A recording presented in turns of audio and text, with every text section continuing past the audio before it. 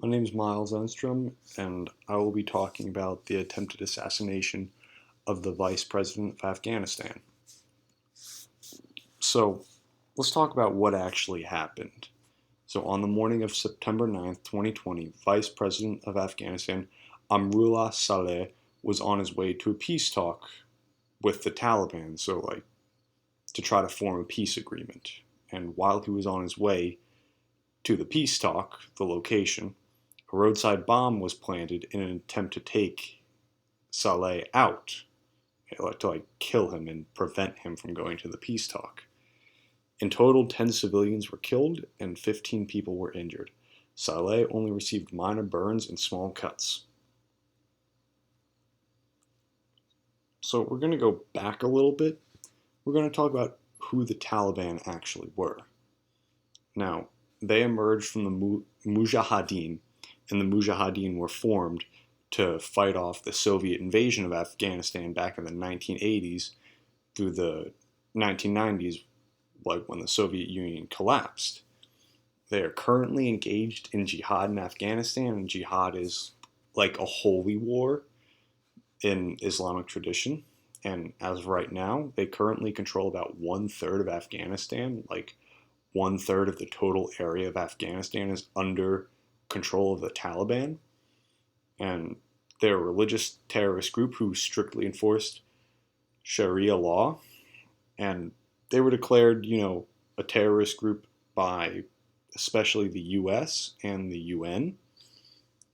The Taliban oppose the Afghan government and its allies, so anyone who sides with the Afghan government over the Taliban, they do not like at all.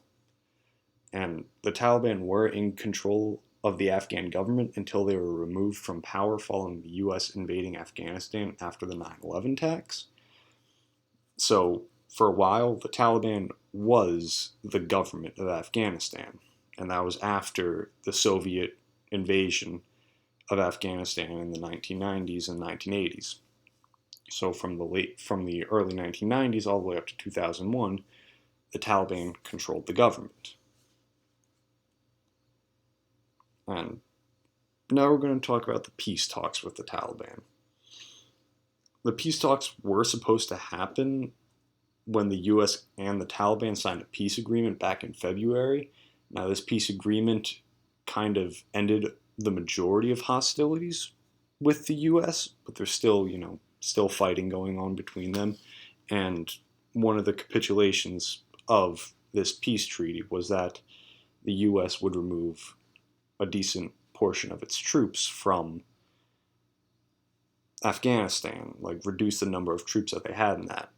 And peace talks with the Afghan government and the Taliban were envisioned to be part of the US Taliban peace deal. So when the US and Taliban got together to form a peace agreement, people would think that the Afghan government and the Taliban would soon follow the US and Taliban peace deal. And these peace talks are trying to end this 19-year-long war in Afghanistan between the Afghan government and its supporters and the Taliban as well. And now we're going to talk about the actual roadside attack. So on the morning of September 9th, 2020, Vice President of the Afghan government, Amrullah Saleh, was on his way to the peace talks when a roadside bomb hit his convoy in Kabul. Kabul is the capital of Afghanistan, it's where all the government people are located for the actual Afghan government.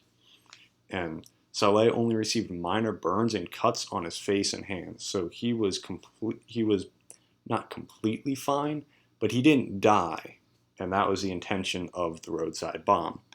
Now, the Taliban denied any responsibility of the bombing, and as of right now, no one has claimed responsibility of the bombing, which leads one to wonder, did the Taliban actually plant the bomb and try to take Saleh out to prevent peace talks from happening? Or was someone else trying to, stop the peace talks from happening? But Saleh is an advocate against the Taliban, like a very strong opponent of the Taliban. He does not like them at all. And Saleh has actually survived numerous assassination attempts, including one a year ago at the presidential office, which left 20 people dead, and Saleh basically unharmed, walking away from that with minor injuries. Now, what does this attack mean on the global scale? That means there is no current peace agreement between the Taliban and Afghan government. This means the war is still going on between the actual Afghan government that's backed by the majority of Western countries like the US, but it's still going on. People are still dying.